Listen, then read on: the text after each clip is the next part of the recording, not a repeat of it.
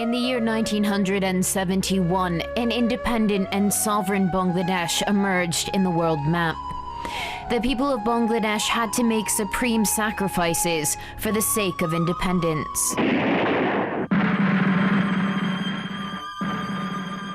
Three million people were killed, 200,000 women violated, thousands of human habitats destroyed, and more than 10 million people forced to flee the country during the 9-month bloody war. Bangladesh, Bangladesh, Bangladesh, Bangladesh.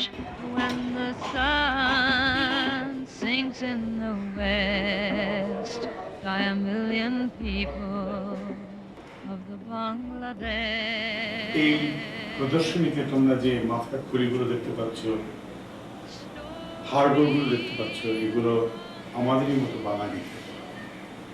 এদেরকে রাতের অন্ধকারে বাড়ি থেকে তুলে নিয়ে যাওয়া হয়েছিল ঢাকার মিরপুর অঞ্চলে। তুলে নিয়ে গিয়ে বদ্ধভূমি ছিল তখন মুসলিম বাজার এবং জল্লাদখান, সেইখানে নৃশংসভাবে হত্যা করা হয় এবং মাটির নিচে এদেরকে পুঁতে রাখা হয়। এই ধরনের আরো অসংখ্য বদ্ধভূমি রয়েছে বাংলাদেশের বিভিন্ন এলাকায়, বিভিন্ন জেলায়, প্রত্যন্ত অঞ্চলে। The international community is aware of the unprecedented Holocaust that took place during World War II. The deadliest of all war crimes and crimes against humanity ever since World War II occurred in Bangladesh in 1971. The victorious Allied forces tried the war criminals just after the World War was over at Nuremberg in Germany. But those who were involved in war crimes and crimes against humanity in Bangladesh during the War of Liberation have not been tried. As a result, they altogether deny the occurrence of war crimes in 71. তারা সবাই পাকিস্তানি সেনাবাহিনীর লোক, তাদেরকে মাফ করে দিয়ে আসছে। বাংলাদেশে কোনো যুদ্ধ অপরাধী তখন থেকেই নেই, এখনো নেই। বাংলাদেশে কোনো স্বাধীনতা বিরোধী নেই। নাবিল ভাইয়া, ৭১-এর যুদ্ধ অপরাধ সম্পর্কে আমাদের আরও জানতে হবে। The majority of the present generation is in the dark about the Holocaust of 71. মুক্তিযুদ্ধ চলাকালীন সময়ে জামায়াতের শীর্ষ নেতারা পাকিস্তানি জেনারেলদের সাথে বৈঠক করে দেশের বিশিষ্ট বুদ্ধিজীবীদের তালিকা তৈরি করে, তারপর আলবদর বাহিনীর সদস্যদের নিযুক্ত করে বুদ্ধিজীবীদের হত্যা করার জন্য। তখন এখানে ইট পোড়ানোর ভাটি ছিল। ১৬ই ডিসেম্বরের পরে সাংবাদিক বুদ্ধিজীবীদের বহু লাশ এখানে পাওয়া গেছে, অনেক লাশ নদীতে ভেসে গেছে।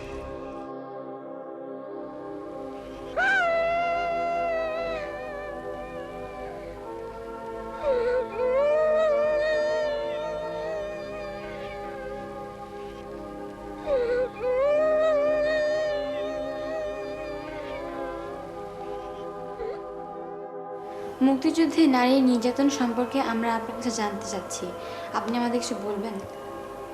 মুক্তিযুদ্ধে যে নারী নির্যাতনের বিষয়টি সবটুকু ব্যক্ত করা খুবই কঠিন ব্যাপার। তারপরেও এটা সরকারি হিসেবে তার ২ লক্ষ, কিন্তু রেড ক্রসের কিছু চিকিৎসক দেশে এসেছিলেন, তাদের মনে ডক্টর জিফ্রে রিফিস ছিলেন, উনি লন্ডনে গিয়ে একটা সাংবাদিক সম্মেলন করে উনি বলেছিলেন যেটা ৪.৫ লক্ষ। আমার উপরে কী ধরনের নির্যাতন হয়েছে সেটা তো বলে বোঝানো যায় না, তবে ৭১-এর দুঃসহ স্মৃতি বইটিতে তোমরা নিশ্চয়ই সেটা জানতে পেরেছ। আমার ছেলে আইএ পাস, মাইয়ে মেট্রিক পাস, ছেলে একটা পাইবি, আর একটা আমার বুকে দুধ খেত, স্বামী করতো দরিদ্রের কাজ। আমারও ২ হাত বান্ধিয়ে আমার সামনে আমার ছেলে মেয়ে স্বামী সব গুলি করলো। আমি বলিলাম, বাবা পুরগে মারিস না, আমারে মার। বললো, না তোরে মারবো না, তোর ছেলে মেয়ে তোর স্বামীরই, তোর সুমকি মারবো। ছোট্ট মেয়েটা আমার আউল গোড়া দিতে পারতো না, বুকে দুধ খাতুলো। সেই মেয়ে কালি নেশমা কাদার তলায় পুঁতে গুলি করে বুকি করে গাঙে দেয়। কারা আপনার উপর অত্যাচার করেছে? এ বারোয়ারের মোজার এখনো বেশি আছে, হাতে মোজার, হাতে মারা গেছে, মোজারটা বেশি আছে এখন। ওরা কারা? রাজাকারে কমান্ডার ছিল সেই মোজার। শ্রাবণ মাসের শেষের দিকে আমাদের পাক বাহিনী মিলিটারিরা আমাকে ধরে নিয়ে যায়। ধরে নিয়ে যাওয়ার পরে তাদের ক্যাম্পে আমারে 7 দিন পর্যন্ত রাখে। রাইকে খুব নির্যাতন চালায়, আমার পর নির্যাতন চালাইছে, দর্শন করছে, অনেক কিছু করছে, খেতে দেয় নাই। যদি পানি চাইছি তাহলে ডাবে কলাই করে পড়ছে ভেঙে দিচ্ছে। পাকিস্তান বাহিনী এদেশের মাটিতে প্রায় 53 ধরনের অপরাধ সংগঠিত করেছিল। এর মধ্যে জামাত 17 ধরনের যুদ্ধ অপরাধ, 13 ধরনের মানবতা বিরোধী অপরাধ এবং 4 ধরনের গণহত্যার সাথে কোনো ভাবে সংশ্লিষ্ট ছিল। সেই সময় যে পাকিস্তানের যে ফোর্টনাইটলি সেক্রেট পেপার পাঠায়, সেই রিপোর্টে উল্লেখিত হয়েছে কিভাবে নিজামী এবং তার অন্যান্য সহযোগীরা, যেমন মুজাহিদ এখানে রয়েছে এবং তার সাথে রয়েছে এটিএম আজহারুল ইসলাম রয়েছে, যারা কিনা ওই সময় বিভিন্ন জায়গায় ইসলামী ছাত্রের সঙ্গে মিটিং করেছে এবং কিভাবে আল বদর বাহিনী গঠনের ব্যাপারে তারা কাজ করেছে, সেই রিপোর্টগুলো কিন্তু এখানে পাতায় পাতায় উল্লেখিত রয়েছে। মৌলানা একে ইউসুফ সাহেব, যিনি তৎকালীন জামাতের নেতা, উনি পার্লামেন্টের মেম্বারও ছিলেন। এই পিছনে টুকপাড়ায় ওনার বাড়ি, এই বাড়িটি ওনারা দখলে নেন। এইখানে তাদের সমর্থিত যুব সমাজ, যারা ছাত্র সংঘ করত তখন, নিজামে ইসলাম, মুসলিম লীগ, জামাতে ইসলাম, এদের যে ইয়াং ক্যাডার বাহিনীকে নিয়ে এসে এই সাথে কিছু নিরীহ লোককেও নিয়ে এসেছিল। তাদেরকে ধরে নিয়ে এসে এইখানে বাধ্যতামূলক রাজাকার ট্রেনিং কিছু লোককে, আর কিছু লোক দলীয় অঙ্গীকারের দিক থেকে চিন্তা করে তারা এখানে রাজাকারে ভর্তি হয়েছিল। 71 সালে 25 মার্চের পরে যখন এই দেশে পাক আর্মিরা এই দেশের রাজাকারদের, আলবদরদের, জামাত ইসলামীদের সহযোগিতা নিয়ে গ্রামগঞ্জে ঢুকে মানুষ বেছে বেছে হত্যা করতে লাগলো। বিশেষ করে তাদের টার্গেট ছিল হিন্দুরা। সেই কারণে ওই সময় এই এলাকার হিন্দুরা বিশেষ করে তারা যখন এই দেশে তাদের জীবন নিরাপদ নয় মনে করলো, তখন তারা একটা পর্যায়ে সবাই দলবদ্ধভাবে ভারতে যাওয়ার জন্য সিদ্ধান্ত গ্রহণ করলো। 20 মের ঠিক কিছুদিন আগে থেকে এই মানুষের যাওয়ার সংখ্যাটা দিন দিন বাড়তে লাগে এবং 20 তারিখে আমরা দেখি যে এই অঞ্চলে, এই চকুনগর বাজার এবং এই সন্নিহিত অঞ্চলে কয়েক লক্ষ মানুষ এসে আশ্রয় নেয়। তখন 2 গাড়ি মিলিটারি এখানে আসে। এই মানুষগুলোকে ঘিরে ফেলে পাকিস্তানি আর্মিরা এখানে মানুষের উপর নির্বিচারে, নিরীহ মানুষের উপর গুলি করে। যখন গুলি শুরু করলো তখন আমরা তো বিভিন্ন লোকারণ্য, তখন কে কার ঘাড়ের উপরে পড়ে, দৌড়াদৌড়ি করতে করতে মানে মোটামুটি দেখতে দেখতে বহু লোক মারা যায়। এমতো অবস্থায় আমরা পালানোর জন্য চেষ্টা করি। তখন দৌড়াইতে কেবল বাড়ি থেকে বেরোবো, এমতো অবস্থায় আমার বাবাকেই ওরা লক্ষ্য করে গুলি করেছে।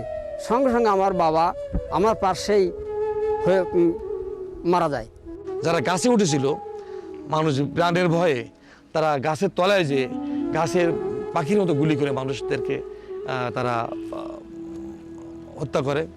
এবং অনেকে মানুষ পুকুরের ভিতরে, অনেক পুকুরে আমরা দেখছি যেখানে 200-300 মানুষ আশ্রয় নিয়েছিল, সে পুকুরের পাড়ে যে মানুষ গুলি করে একটা জায়গায় 200-300 মানুষ গুলি করেছে এবং যে পুকুরের পানিগুলো সম্পূর্ণ লাল হয়ে গিয়েছে আমরা দেখেছি। এমন সময় যখন গুলি থামে গেল তখন আস্তে আস্তে বাড়ির দিকে আসলাম। বাড়ির দিকে এসে দেখি আমার মা, আমার বাপের মানে যেখানে বাপের মৃত্যু হয়েছে ওই জমির পারে, সেই জমিতে বসে আমার মা কাঁদছে। এখন বাড়ির দিকে যে বাবারে যখন বাড়ির ভিতরে নিয়ে গেলাম কবর, তখন কাবনের কাপড় আনার জন্য এখান থেকে বাজারের দিকে রওনা দিলাম। এখন শুকনোর বাজার যখন কাবনের কাপড় আনতে গেলাম তখন দেখি কোথাও একটা দোকান বন্ধ সব, যে দেখে ওখানে ওই পরিমাণ গুলি, লাশের পরে লাশ। তখন চিন্তা করা কি দৃশ্য, আল্লাহ, কাবনের কাপড় তো হলো না। আমরা দেখেছি যে মরা মায়ের যে মা কিছুক্ষণ আগে তার কবরে তখনও সিঁদুর আছে, হাতে শাখা আছে, সে তখনও মরে নাই, মা হয়তো একটু আগে মারা গেছে, ওই শিশু জানে না সে মারা গেছে, সেই শিশু তার মায়ের দুধ খাচ্ছে। হাজার হাজার লাশ এই জায়গায় ফেলানি ছিল। মানে আমার মা বাবা, মানে আমার পরিবারের সবাই ওই জায়গায় লাশের পরে লাশ পড়ে রয়েছে। কি টাকার খোঁজ করবে? তখন ওই আমি সবাই মরে গেছে, এখন আমি ওই বুকের পরে দুধ খাচ্ছিলাম মোরা মায়ের বুকের পরে। বাবা বলতো, মা বলতো যে তোমার আনি দিয়েছে, আমরা মানুষ করি, তোমার বলতে কেউ নেই।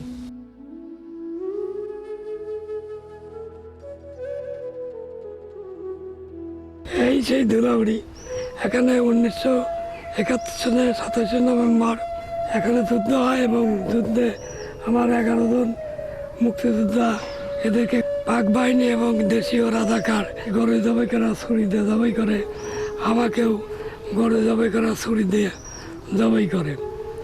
আমার ভাই মোহাম্মদ আব্দুল সামাদ, সে পাবনা এডওয়ার্ড কলেজের ছাত্র ছিল।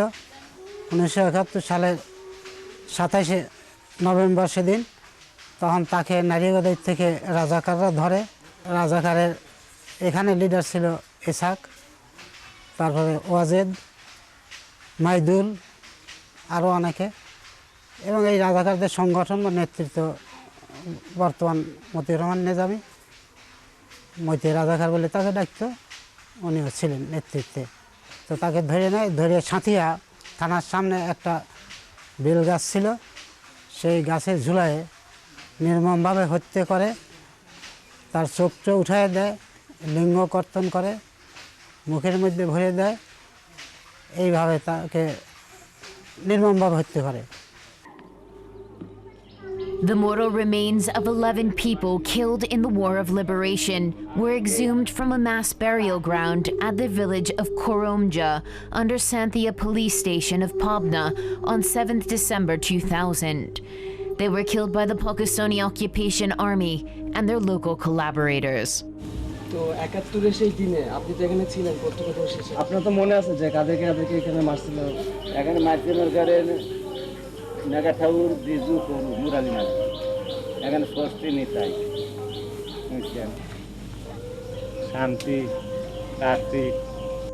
মতিউর রহমান নিজামীর নির্দেশে বেড়ার আসাদ, ডামরার শামসুল আর বাউসগাড়ির আমানুল্লাহ, এরা পাকিস্তান বাহিনীকে সঙ্গে করে আনে এখানে শত শত লোককে মারে, ঘর বাড়ি পোড়ায়।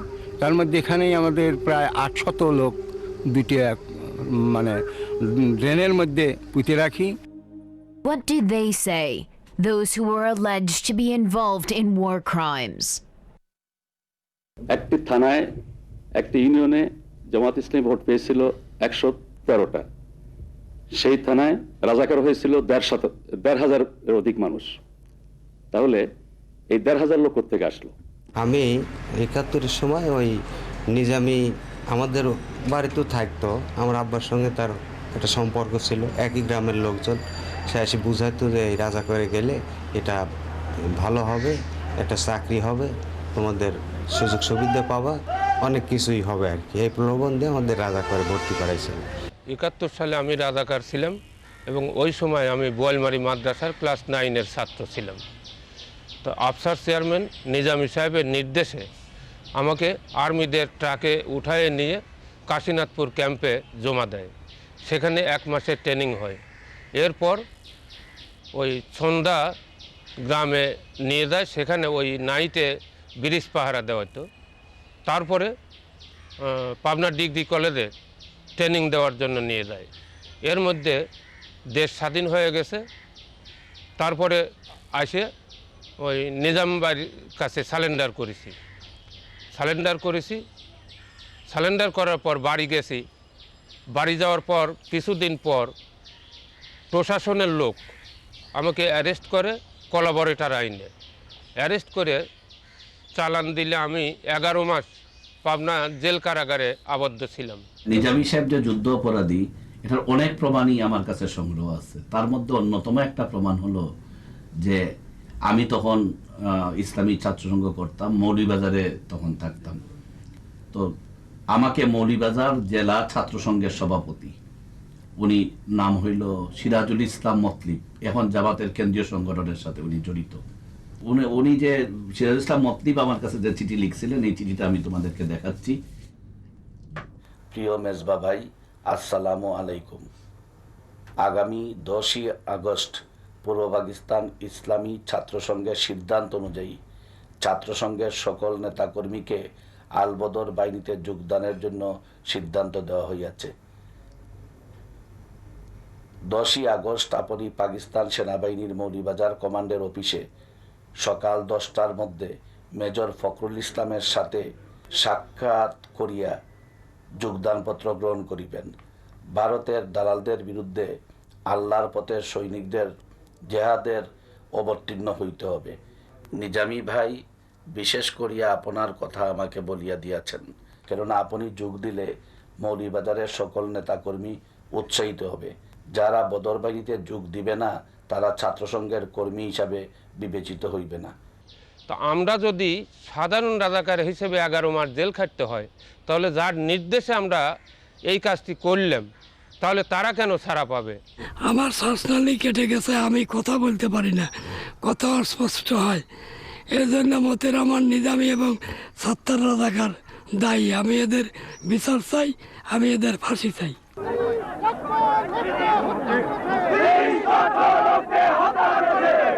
1991 সালের ডিসেম্বরে যুদ্ধাপরাধী গোলাম আজমকে জামায়াতের আমির ঘোষণা করা হয়। এর প্রতিবাদে সারা দেশ ফেটে পড়ে এবং তারই প্রতিক্রিয়া আমরা বলতে পারি 1992 সালের জানুয়ারি মাসে নির্মূল কমিটি গঠিত হয়। এরপর আরও অনেক সংগঠন মিলে সমন্বয় কমিটি হয় এবং তারপরে আমরা একটা গণ আদালতে সেই 1992 সালে গোলাম আজম এবং যুদ্ধাপরাধীদের বিচার সংগঠিত হয়। এই সব কিছুর নেতৃত্ব দিয়েছিলেন শহীদ জননী জাহানারা ইমাম। যুদ্ধাপরাধ কোনো সাধারণ অপরাধ নয়, এটা বিশেষ অপরাধ এই জন্যে যেটা নৃশংসতা এবং হিংস্র এবং মানবতা বিরোধী বলি। কাজে আমাদের দেশে যারা যুদ্ধাপরাধী তাদেরকে রাষ্ট্রবিরোধী হিসেবে অভিযুক্ত করে যদিও প্রচলিত দণ্ডবিধিতে বিচার করা যায়, কিন্তু যেহেতু তারা যুদ্ধাপরাধী, একটা মানবতার বিরুদ্ধে অপরাধ করেছে, তাদের জন্য বিচারের জন্য বিশেষ ট্রাইব্যুনাল প্রয়োজন। দ্বিতীয় বিশ্বযুদ্ধের পরে নাৎসি যুদ্ধাপরাধীদের বিচার বিশেষ ট্রাইব্যুনালে হয়েছিল। আচ্ছা স্যার, 1974 সালে বাংলাদেশ, পাকিস্তান এবং ভারতের মধ্যে একটি ত্রিপক্ষীয় চুক্তি হয়েছিল, যাতে 195 জন পাকিস্তানি যুদ্ধাপরাধীকে ক্ষমা করে দেওয়া হয়েছিল। এরপরও কি আপনি মনে করেন পাকিস্তানি যুদ্ধাপরাধীদের বিচার সম্ভব? না, এক নম্বর, আমরা তো এখানে যে দাবিটা আছে এটা পাকিস্তানি যুদ্ধ অপরাধীদের ব্যাপারে না, এটা আমাদের যারা এখানে আমাদের বাংলাদেশে যারা আছেন তাদের ব্যাপারে এই দাবিটা করা হচ্ছে। কিন্তু পাকিস্তানের সঙ্গে যে আমাদের চুক্তি হয়েছিল সেটা প্রথমত 195 আমাদের যারা প্রিজনার অফ ওয়ার ছিল তাদের ব্যাপারে একটা সেই চুক্তির মধ্যে ছিল যে এদেরকে ফেরত দিয়ে দেওয়া হবে, এদের বিচার হবে না, এরা ক্ষমা যেটা আমাদের কাছে প্রার্থনা করেছে এটা আমরা বিবেচনা করে বলেছি হ্যাঁ এদেরকে আমরা ফেরত পাঠিয়ে দিচ্ছি। তখন ফরেন মিনিস্টার যিনি ছিলেন পাকিস্তানের, প্রেস কনফারেন্স করে উনি বলেছিলেন যে হ্যাঁ আমাদের সাক্ষী যদি আমরা পাই এবং এভিডেন্স পাওয়া যায় আমরা বাধ্য থাকবো এদেরকে বিচার করতে। তো আমি বললাম এরা তো পাবলিক কমিটমেন্ট ওরা করে রেখেছেন। The conscientious people of the world condemned the genocide that occurred in Bangladesh during the War of Liberation. In the wake of the 25th March carnage carried out by the Pakistani occupation forces in Bangladesh, India and the then Soviet Union condemned it in the strongest terms. That you're contributing in a way to the exodus of the refugees by your support for the Pakistan guerrillas. Now, mustn't you, in effect, face the question of having to reduce your support for the guerrilla armies operating in East Pakistan? Does that mean we allow a massacre to continue? What happened first? How many people were killed according to your correspondence of British newspapers, of American newspapers, of French newspapers, Canadian newspapers, Arabian newspapers? The massacre began long before there was a single guerrilla. The situation created by the Indian aggression is leading the two countries to a point of no return. I would like to make it absolutely clear that we shall defend our honor. Even in Pakistan, there were some people of conscience who protested the genocide and war crimes committed by the Pakistani army junta in Bangladesh, thereby incurring the wrath of the power of the day. And when military action started, we took out processions as well, and we held public meetings here as well. When the Dhaka University was attacked and professors and students were killed and hostels were demolished by the military junta at that time, we were also crying against the suppression being undertaken by that military regime. At that time, it was one of the very big offenses to speak against army action in East Pakistan, and the atrocities continued. But the people here and there, people in smaller groups, the senior people, they kept on denying, they kept on rejecting the army action, and they suffered like their brothers in the East Pakistan. Now time has come that we should beg apology as a nation, as a Pakistani nation, from our National Assembly. And as a whole country, we should, as a state, we should beg apology to the people of Bangladesh. So we are, of course, ashamed of what was done to the people of East Pakistan by the Pakistan Army, and we are ashamed, of course, and we seek forgiveness from people of East Pakistan. अब वक्त आ गया है कि हम 71 के operation को दोबारा देखें, उसका ट्रायल करें, और उसमें जो कुछ हुआ था, जो जुल्म हुए, जो ज़्यादतियाँ हुई, उनको तस्लीम करके अपने बंगाली भाइयों से माफ़ी मांगी जाए। वो बहरहाल आज भी हमारे भाई हैं। I believe in the trial of war criminals going back any distance in time, and I think international law will support that, because the prosecution of General Pinochet, the former dictator of Chile, you remember, was a matter of going back to the 70s, and it becomes a practical question of whether you can still get the evidence, whether the evidence is available, whether it's in a form where the witnesses can come forward. And I think in the case of the war crimes in Bangladesh, there are still plenty of witnesses who can testify to what happened at that time, who would be able to come forward and give their evidence in court. And of course there's a mass of written evidence as well. In the late 20th century, the Bangladesh genocide, like the mass killings in Indonesia in 1965, and then by the same regime in East Timor in 1975 and afterwards, with the Bangladesh genocide, these two regimes in Indonesia and Pakistan carried out mass murder against large-scale popular movements, sometimes with an ethnic discrimination involved, but largely to prevent or suppress democracy, both in Indonesia and in Bangladesh. And this has been the beginning of a series of genocides in the late 20th century. Apart from 2 world wars, we've witnessed several incidents of mass killing, war crimes, and crimes against humanity in the name of religion, race, ideology, and chauvinism in many countries throughout the last century. The suffering people of these countries are still crying for justice.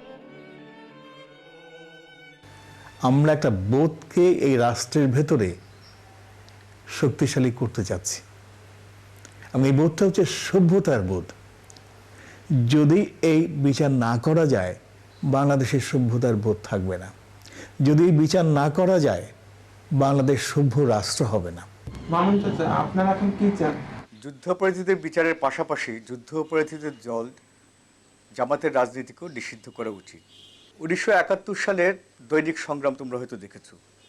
জামাতে ইসলামের এই পত্রিকায় তোমরা দেখবে যে পাতায় পাতায় প্রতিদিন ইসলামের দোহাই দিয়ে কিভাবে মুক্তিযোদ্ধাদের হত্যা করা যায়, তাদেরকে দুষ্কৃতিকারী হিসেবে আখ্যা দিয়ে তাদের বিরুদ্ধে ব্যবস্থা নেওয়া যায়, গণহত্যা, ধর্ষণ বলো, মানবতার বিরুদ্ধে সমস্ত রকমের অপরাধকে কিন্তু তারা বৈধতা দিয়েছে, এবং এগুলি করার জন্য তাদের কর্মীদের প্ররোচনা দিয়েছে। যে রাজনীতি ধর্মের নামে বা নাৎসিদের মতো কোনো আদর্শের নামে গণহত্যা, সন্ত্রাস, খুন, ধর্ষণকে বা এই রাজনীতিকে মহিমান্বিত করে, সেই রাজনীতিও নিষিদ্ধ করতে হবে।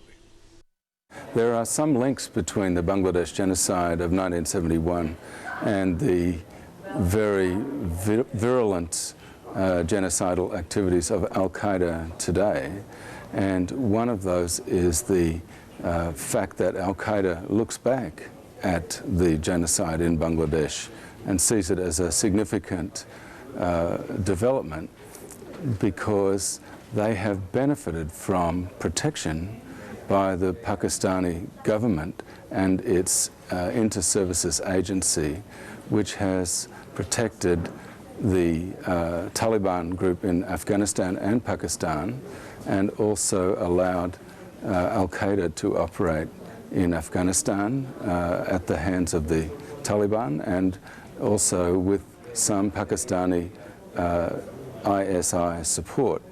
And that could not have happened without the impunity that the perpetrators of the 1971 genocide in Bangladesh enjoyed ever since that crime was committed.